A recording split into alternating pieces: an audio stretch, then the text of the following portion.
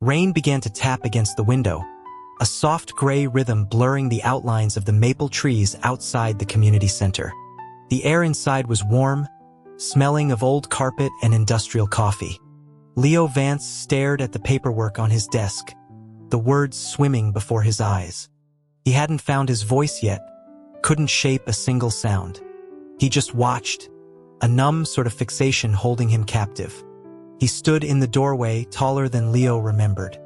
Time had sharpened the softness of youth into a striking, elegant profile. He held himself straight, like a slender birch tree weathering a constant, unseen wind. His eyes were the same light amber, flecked with gold in the fluorescent light. Beautiful, and completely empty, devoid of any focus. They turned him into a breathtaking doll, exquisitely made but hollow. Receiving no answer, he spoke again. "I'm sorry to disturb you." The sound of the door opening broke the spell. A colleague, Caleb, returned with lunch bags, his gaze flicking between Leo and the visitor with open curiosity. "Leo? You okay?" Leo blinked, forcing himself back into the room. Caleb was already ushering the young man inside, guiding him to a chair, offering water with practiced ease. Leo finally found his voice. "Yes." His response was so delayed they had already moved on. Caleb was speaking in a gentle, professional tone, verifying information from a form. "You mentioned the application for in-home assistance was submitted by a family member on your behalf?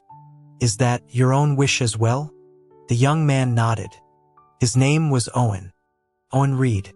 "Yes. I just moved back to the States. A lot of the systems are new to me. I appreciate the help." Caleb nudged Leo's arm, nodding subtly toward Owen, keeping his voice low. Changed his tune fast. On the phone, he definitely said, "No, thank you, I'm used to being on my own."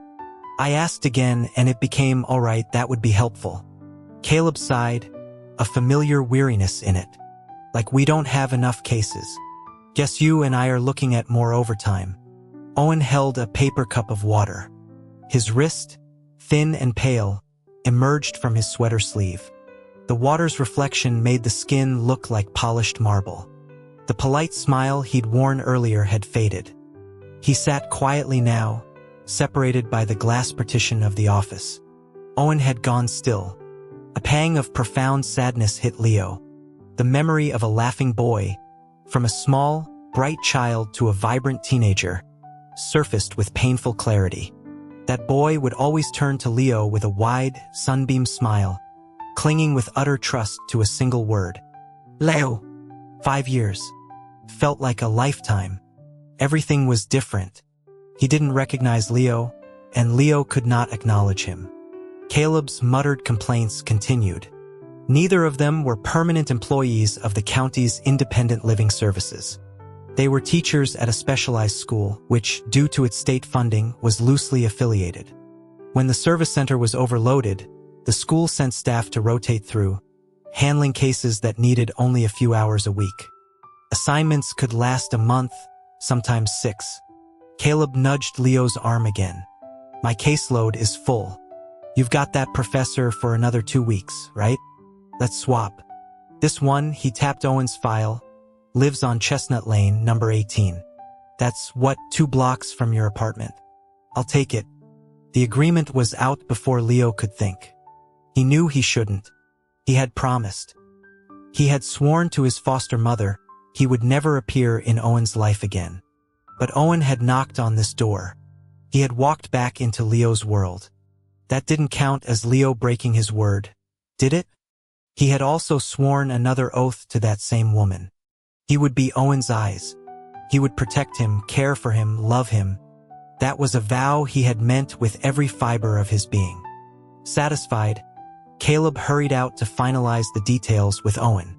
Leo saw Owen lift his head, offering a slight, polite nod in the general direction of Leo's desk, a gentle curve on his lips. It was so like her, Eleanor Reed, the woman who had taken him home, given him warmth, a new name, and education. The woman who had placed Owen's small hand in his. Leo had been a ward of the state, no memory of parents, raised in a group home. Eleanor ran the home. Back then, he called her Miss Ellie. He was 8 when she chose him from among the other children. She took his hand and asked if he would like her to be his mother. He nodded, and she was. On the drive to her house, she kept mentioning a name. Owen. She was kind to everyone, beloved by all the children. They all dreamed of being hers. But when she spoke of Owen, her gentleness was different, deeper. Leo hadn't even met him yet, but he felt a seed of envy. Envy for a boy who had the best mother in the world. It was late autumn. The ginkgo trees had turned the sidewalk into a river of gold. Leaves swirled in the crisp air, impossible to catch or clear. And there he was. Owen was 4. Round cheeks, porcelain skin, eyes like clear honey. He was squatting on the ground, gathering a pile of golden leaves in his small arms as if they were a bouquet. He ran and launched himself at Leo, showering him with the scent of fall. He wasn't shy. He planted a wet, sloppy kiss on Leo's cheek. Leo, he said. He could see then. He had just been diagnosed with a rare, degenerative condition. Each day, his sight would fade a little more. Blindness wasn't a certainty, but it was a looming shadow. He called Leo from age 4 to 20. For 16 years, they were each other's entire world. From family, they became something more. Then an accident, laced with betrayal and abandonment, tore them apart. 5 years passed in a blink, erasing their shared history. Now, facing him again, Leo didn't dare wonder if forgiveness was even a possibility. He snapped back to the present. Caleb was already showing Owen out. Returning, Caleb brushed moisture from his hair. Spring in this coastal town was fickle. A soft, insistent drizzle had begun, the kind that seeped into your bones. Owen hadn't brought an umbrella. Leo grabbed his own and went after him. On the crowded sidewalk, Owen stood out. A cream-colored sweater, khaki pants, a white cane tapping carefully along the broken, inconsistent tactile paving. He moved tentatively, occasionally brushing against a passerby or an ill-placed utility pole. Leo caught up, holding the umbrella over him, blocking the fine rain. Owen tilted his head up, a look of blank confusion on his face, his body tensing instinctively. His eyelashes were beaded with mist. He looked utterly lost. Leo took several steadying breaths before speaking. "My name is Leo Vance. I'm with the service center. I'll be coming by to help you get oriented." He pressed his identification badge into Owen's fingers, grateful for the raised braille letters beneath the print. Owen relaxed slightly. "I remember your voice." People hurried past under their own umbrellas. A kid on a bike sped through a puddle, spraying water. They needed to cross the street to find a cab. Leo offered his hand. "Let me guide you.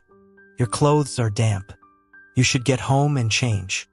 Owen had always been prone to colds, which would settle into a deep, racking cough. The old mulberry tree in the alley had often suffered at Leo's hands. He'd stew the leaves with honey and lemon, brewing a syrup Owen would reluctantly sip. The words felt too intimate the moment he said them. To Owen, he was a stranger. "It's crowded," Leo added lamely. "Or I could just hold your sleeve." A cool hand slipped into his palm. Leo knew he was trembling as he closed his fingers gently around Owen's. They walked the block, hailed a cab, rode in silence, got out on the familiar street. At the gate of the familiar Victorian house, Owen withdrew his hand. "I'm home. Thank you for today." His warmth lingered in Leo's palm. Leo stood, staring at the closed door long after it shut. The rain had stopped. A faint rainbow arced over the distant hills. The one who caught a chill was Leo. A fever burned through him that night, dreams twisting into nightmares. The past was a ravenous beast, tearing at his mind. Accusations, sharp as ice picks, pierced his heart. It was Eleanor's voice. "Leo, I brought you home to take care of Owen. What were you doing when I wasn't here? I clothed you, fed you, sent you to school. This is how you repay me? I'll have you charged. I'll see you behind bars." An unspoken apology died as a slap cracked across his mouth. The coppery taste of blood filled it. From behind a locked bedroom door, Owen's sobs echoed, raw and desperate. "Mom, don't call the police. Open the door. Don't hurt him. It was me. I love him.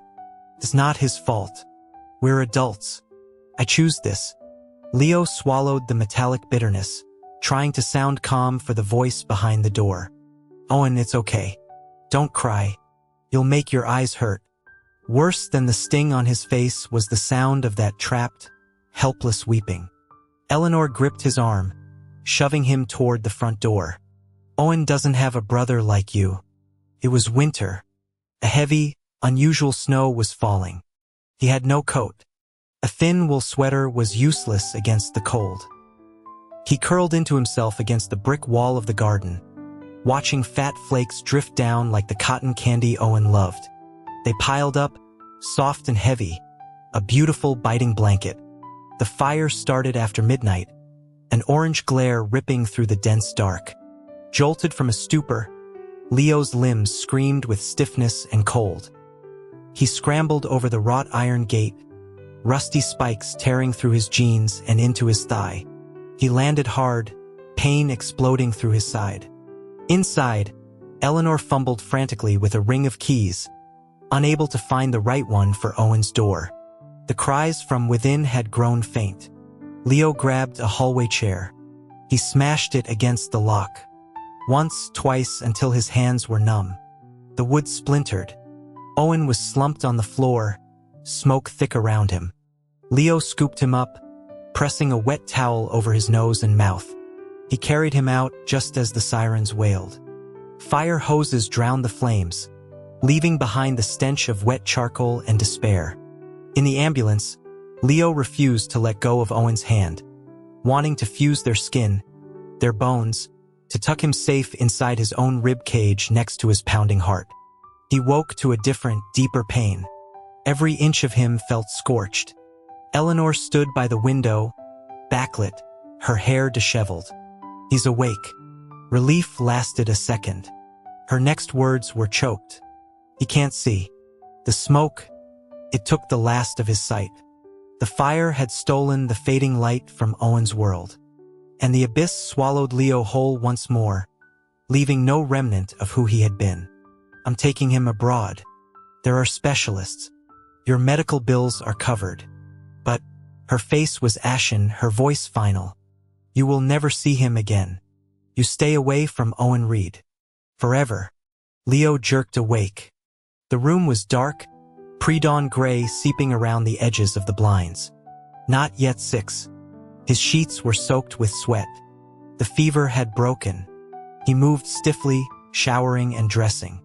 On a compulsive detour, he walked past Chestnut Lane. On the second-floor balcony of number 18, laundry hung. A cream sweater, khaki pants. It was real. This reunion wasn't another cruel trick of his longing mind. He'd had those dreams. Once he dreamed Owen leapt into his arms, eyes bright. "Leo, they fixed my eyes. I'm back. Did you miss me?" He had missed him until he thought he'd go mad. He'd pulled on clothes at 3 in the morning and waited at the end of the alley until dawn. The dream was in summer. His vigil was in winter.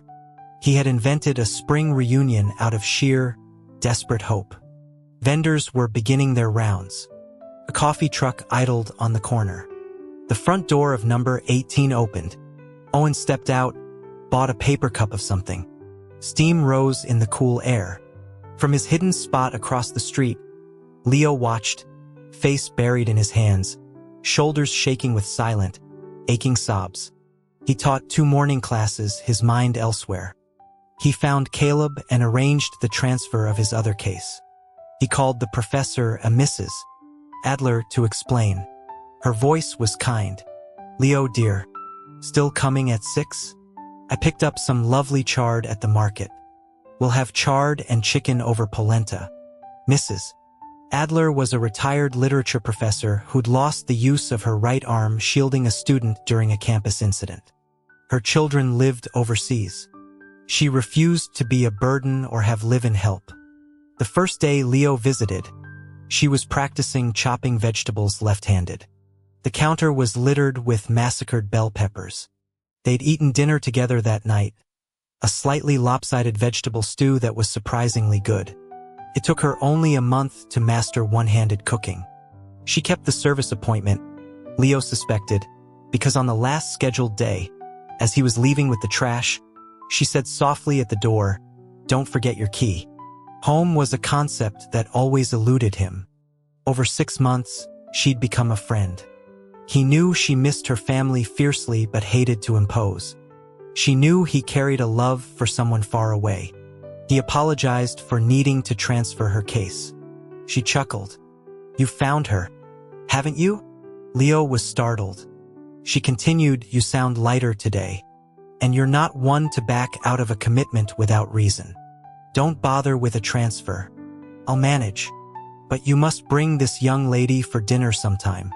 I have quite a repertoire." It's not a young lady. It's a man. The best man. A brief silence on the line.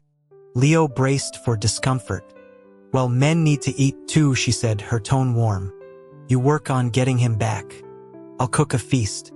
The afternoon classes were impossible. Owen's name was a mantra in his head. Was he adjusting? Were the sidewalks safe? Did he know how to work the stove? Would the grocer try to shortchange him? Owen used to hate mushrooms. What if someone sold him mushrooms instead of zucchini? He was so beautiful, so trusting. He hadn't hesitated much before taking Leo's hand yesterday. He couldn't focus. He marched into the school director's office. The man looked up from his salad, puzzled. "Wrong order?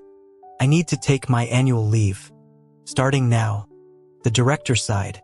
"Close the door. Go to HR. Third office on the left." He bought groceries Owen used to love, berries, good bread, the expensive honey he liked. He practically ran to Chestnut Lane. Ringing the bell, he heard footsteps. The door opened.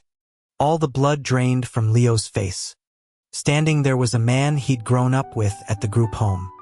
Caleb Cal Murphy. Cal's grip on the door knob tightened, knuckles white. The last time Leo had seen that look, it had been followed by a fist to his jaw. Cal had been the first to discover them. They'd been sharing a slice of pie, and a crumb of crust had clung to Owen's lip. Leo had kissed it away. Cal had thrown Leo to the floor, shielding Owen. "Have you lost your mind? How could you do this to him? Our love was first condemned by the brother we shared." According to closeness, Cal should have been the one Eleanor brought home. He was 2 years older, more outgoing where Leo was quiet. Eleanor had chosen Leo. A mother's logic, wanting a gentle protector for her fragile son. But choices and feelings can change. Cal had threatened to tell. They'd begged, and Owen's tears had made him relent. He kept their secret. After the fire, after Leo disappeared, Cal had said, "I wish the flames had taken you, you ungrateful bastard." Cal. "Who is it?" Owen's voice floated from the living room. Cal's eyes were full of contempt and old anger. "Wrong house," he said flatly, moving to shut the door. Leo stood frozen. Should he leave? Cal would take good care of Owen. He should honor his promise and vanish. But he'd only just found him again. "Owen," Leo called out. The door stopped. Owen appeared behind Cal, nudging it open wider. "It's Leo Vance. From the service center. He has an appointment, Cal." Cal's glare could have drilled through steel. Leo stepped inside, plastic bags in hand, feeling completely exposed. "Leo, can you cook?" Owen asked. "Yes, I can. Would you mind making something? I'm a bit hungry." Owen led him to the kitchen. "I'd appreciate it." He unpacked the groceries, stowing the snacks in the fridge.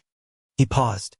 The refrigerator was already meticulously stocked with Owen's favorites. Of course. He began preparing a simple pasta, his hands unsteady.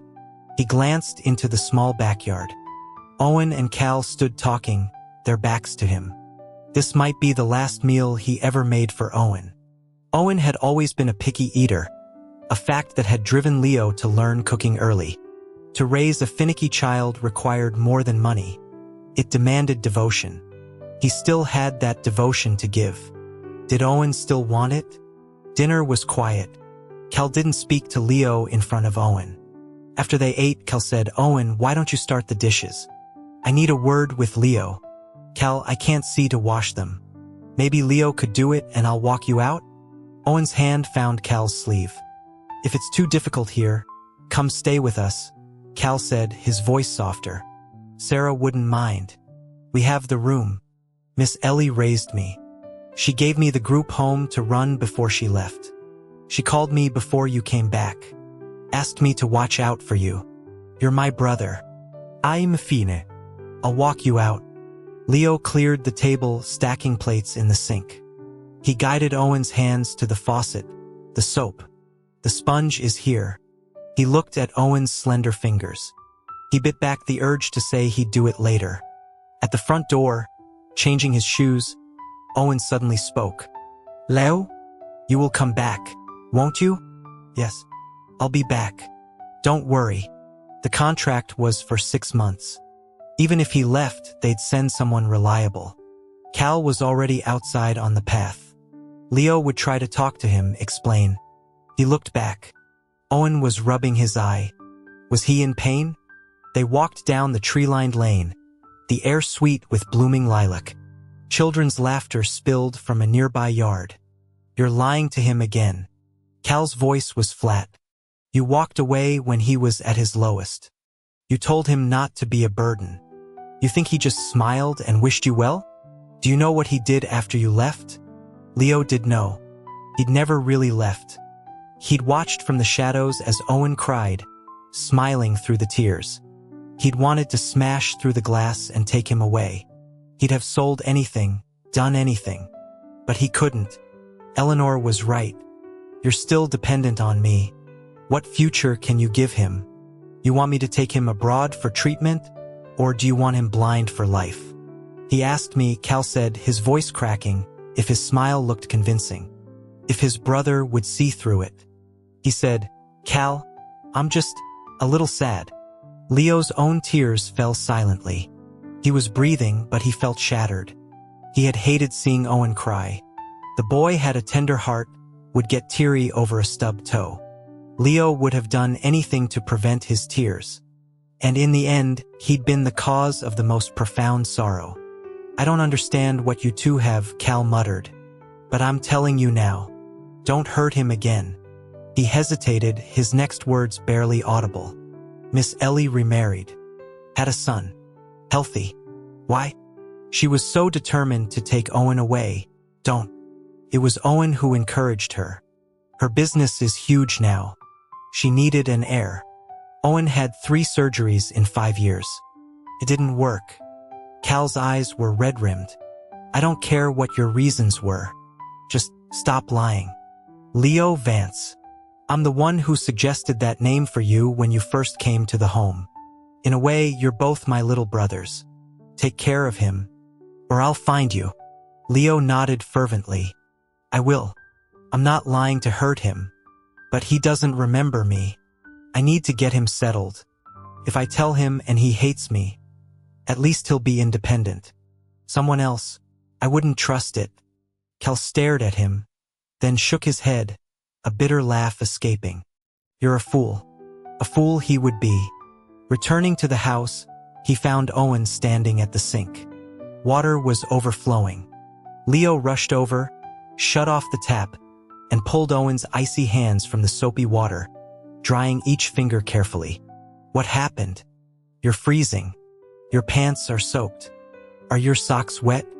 He led Owen upstairs to his old room. The fire damage was gone, the house restored to a memory of itself. He found dry clothes in the dresser and placed them in Owen's hands, turning his back. "Change. I'll wait."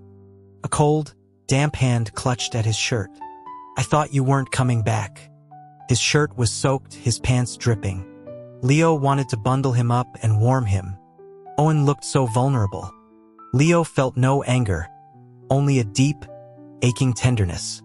"The service agreement is for 6 months. I'll be here. He paused. What about after 6 months? Leo couldn't answer. Owen had always seemed gentle but was fiercely stubborn, like Eleanor. He had zero tolerance for betrayal. At 7, when his biological father showed up, Owen had thrown the man's gifts into the street. Get out. I'll never acknowledge you. The man came back but never got past the front step. If you need me, you can call. I'll come. The rustling of clothes stopped. Leo filled a basin with warm water and knelt. What are you doing? Your feet are cold. Soaking them will help. He removed Owen's wet shoes and socks, placing his pale feet in the water. Owen's toes curled slightly. Caring for him felt as natural as breathing. He'd done it all before. When he finished and looked up, he remembered they'd officially known each other for 2 days. This was too much. Owen's cheeks were flushed, his eyelashes fluttering. By 10, Leo was hanging the last of the laundry on the balcony. He'd need to hire someone to install a safety railing. Even though the rail came to his chest, he feared Owen might lean too far. I'll come daily this week. We'll map out the neighborhood, your house, daily routines. Do you need to get home to your family? Owen suddenly stepped close, backing Leo against the balcony wall. One more step and Leo would either fall or have to catch him. I don't have a family. A girlfriend? Wife? Kids? No, none of that. I'm alone. Owen seemed to smile, then stepped back. The moment felt eerily familiar. A memory surfaced. A college classmate had given Leo a box of fancy chocolates. Thinking of Owen, he'd brought them home. Owen had eaten one, then cornered him. Do you have a girlfriend, Leo? Is she pretty? When do I get to meet her? He'd gotten closer with each question, until Leo was against his bedroom wall. Owen had braced a hand beside Leo's head, chewing chocolate with a sly grin. Then he'd leaned in and left a faint mark on Leo's neck, his breath sweet and bitter. You can't, Leo. You're mine. You should stay tonight, Owen said now. You can borrow clothes. Sounds like it's pouring. You'd get drenched going home. It wasn't rain. It was a neighbor spraying down their patio furniture. It does sound heavy, Leo agreed, his voice thick. If it's not too much trouble. He lay in the familiar bedroom, on a bed with fresh, sun-dried linens. In a glass-fronted bookcase were volumes he'd read a lifetime ago. Felt like a beautiful, impossible dream. He stared at the ceiling, time slipping by. Was Owen giving him this room because he knew? Because he suspected? Or had he truly let go of the brother who had abandoned him? Owen's explanation had been simple. My mother is particular. One guest room is her office, the other isn't set up. You can use my brother's old room. He'd smiled, a touch of melancholy in it. It doesn't matter now. He used all 7 days of his leave to reorient Owen. The old oak tree where Owen used to wait for him after school now had a bench beneath it. The street vendor who sold hand-spun cotton candy was gone, replaced by a gourmet shop selling overpriced, prepackaged versions. Leo bought one. Owen ate it slowly, sugar catching on his lip. Leo's chest ached. The farmer's market was crowded, puddles dotting the asphalt. Leo held Owen's hand, Owen following trustingly. Leo bought 2 ripe peaches, washed one, and gave it to him. Owen felt them both, then handed the larger one back. The old diner where they used to eat had new owners. 2 bowls of soup. Leo added a pinch of herbs to Owen's. Owen, remembering or guessing, reached for the hot sauce and added a dash to Leo's. Owen learned the house's layout quickly. Leo didn't teach him chores, selfishly wanting to do them himself. After that first imagined rainstorm, neither mentioned Leo leaving. He quietly brought clothes over from his apartment. Owen worked in the living room, his laptop connected to a braille display, headphones on. He was ing, his fingers flying over the keys, then listening to the text-to-speech playback. On the coffee table were 2 published collections of his essays. Owen had always loved stories. When his sight faded, Leo would read to him for hours. He'd learned Braille alongside Owen just in case. Now Owen wrote his own books. If Leo had to describe him, resilient, tenacious, unbroken. Life through mud, and Owen didn't just wipe it off. He used it to grow something beautiful. Closing the front door softly one evening, he was caught. Owen removed his headphones. Leo, maybe you should just move in. Officially. If the center needs paperwork, I'll sign it. He rubbed his earlobe. And you could help me? My ears get sore from the headphones. I could, but you have no guard up. I'm still practically a stranger. Owen tilted his head. Do you feel like a stranger? Leo could never refuse him. Never. Owen's new manuscript was a novel. Their story. The working title was The Evening Breeze. Leo asked why. Playful smile. You figure it out. He read the transcribed text. Leo was beautiful. He was like a wheat field kissed by a spring wind, rippling with waves of green under the sun. He was the gentle wash of moonlight, the dramatic blaze of a sunset, the first frost at dawn, the scatter of stars across a night sky. Leo wasn't that remarkable. Leo was the oak tree. Owen was the morning glory vine that twined around him. How high Leo grew, how far Owen could see. He lived within Leo's shelter, drawing strength from him, their lives inextricably tangled. He wanted to grow vast leaves, to spread a canopy over Leo's head. When storms came, his leaves might tremble, but he would hold fast, creating a small, safe world. He would whisper, "It's okay. After the rain, I'll watch the rainbow with you." A tear fell onto Leo's hand. Leo wasn't that good. He was cowardly, selfish, so afraid of Owen's hatred he hid in plain sight. His eyes memorized Owen 1,000 times, but his hand only dared touch his fingertips. Leo's dream was to be a doctor. He said he'd be the best ophthalmologist, so I'd never lose the light. But I knew it wasn't just for me. He was so brilliant. He'd bring hope to so many. They'd argued with Eleanor over college. She wanted Leo to stay, to be Owen's full-time aide. Owen refused to eat until she relented. Why did I have such a stubborn child? She'd sighed, and Owen had hugged her, winning through sheer will. Even his future had been a battle Owen fought for him. What if Leo didn't achieve any of that? Leo's voice was barely a whisper. Would you still care for him? Owen stopped typing, turning his head. If he was happy, that's all that ever mattered. Would you forgive him? The question was a plea. Owen's smile was soft, inscrutable. Leo, I can't give you that answer. Leo has to ask me himself. With his leave over, and Owen's or pushing for the final draft, Leo took a few more personal days. They holed up in the house, Owen dictating, Leo typing. The rhythm was seamless. In moments, with Owen's profile lit by the afternoon sun, Leo could pretend the 5-year chasm didn't exist. The words weaving their shared history were a slender thread, stitching the tear closed. The pain was just a bad dream. They were still in love. He found fresh asparagus at the market and called Mrs. Adler for her risotto recipe. Owen had been working too hard, eating poorly. Mrs. Adler was patient with instructions, then asked, "When do I get to meet him?" Owen was listening, a small smile on his face. Soon, Leo said, he would find a way to confess. If Leo apologized with everything he had, could there be forgiveness?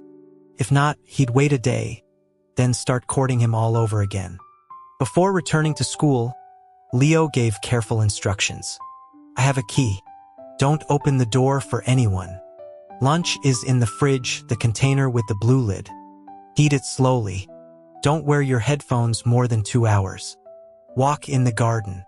I'll be back for dinner. Don't wash the dishes. Owen suddenly hugged him. Leo froze, arms hanging uselessly. Come home soon. I'll be waiting.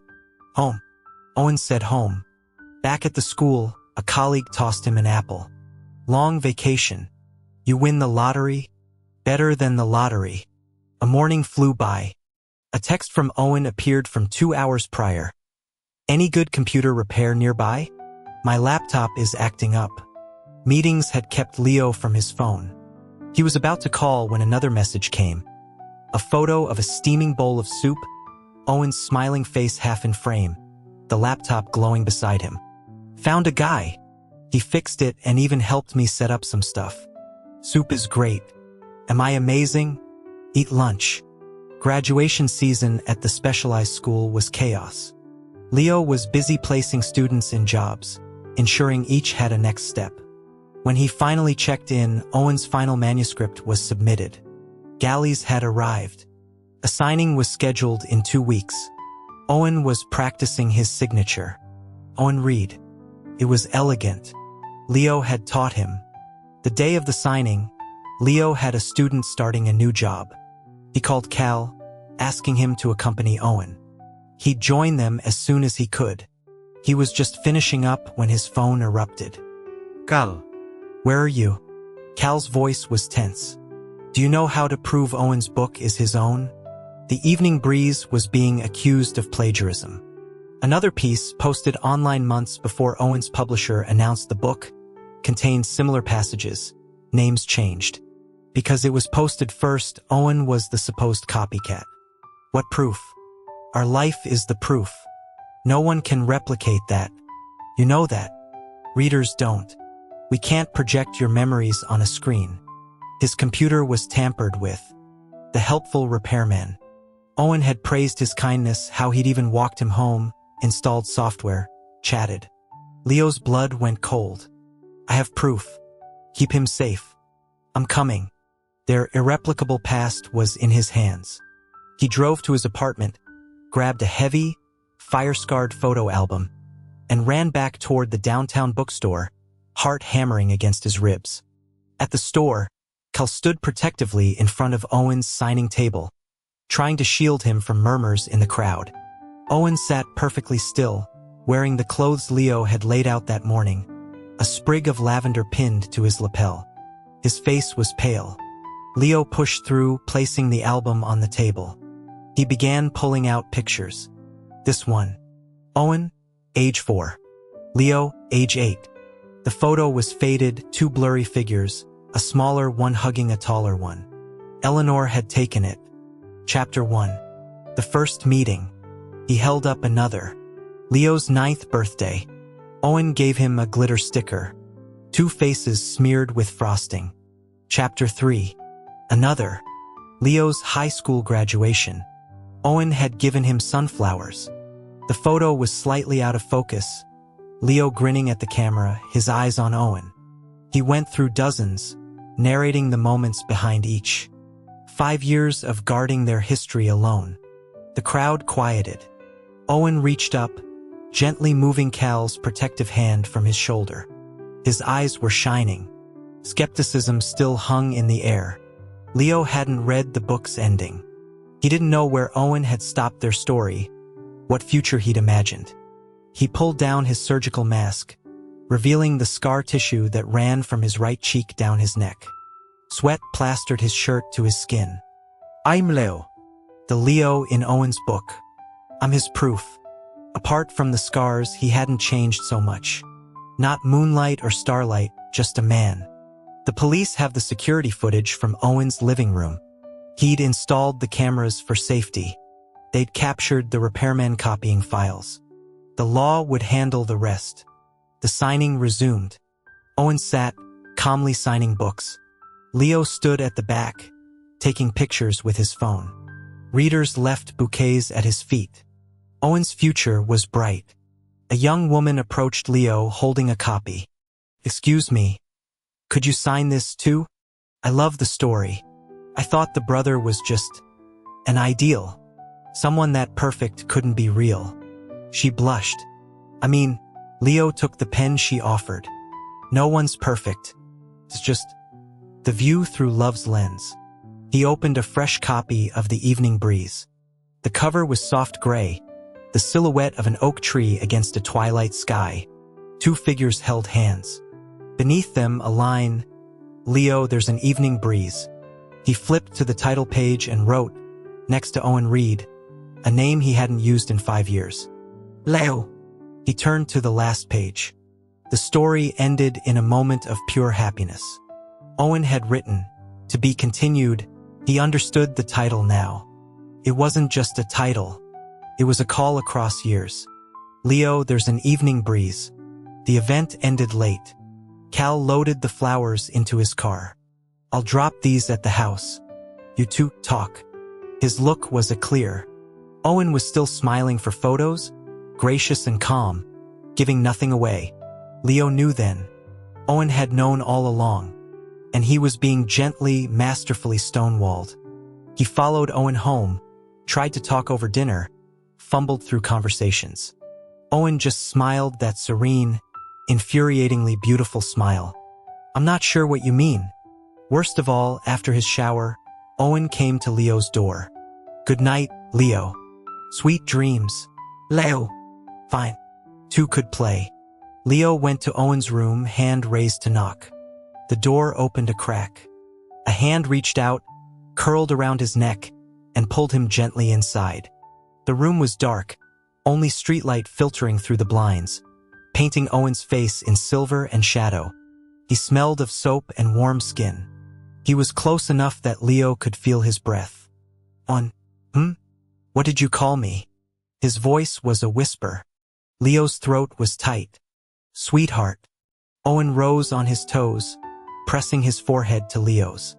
Then he wrapped his arms around him, holding on with a strength that spoke of 5 years of absence. "Do you still love me?" The question was soft, tentative.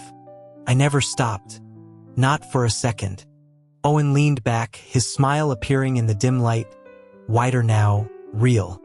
He laughed, a quiet, joyful sound that melted the last of Leo's fears.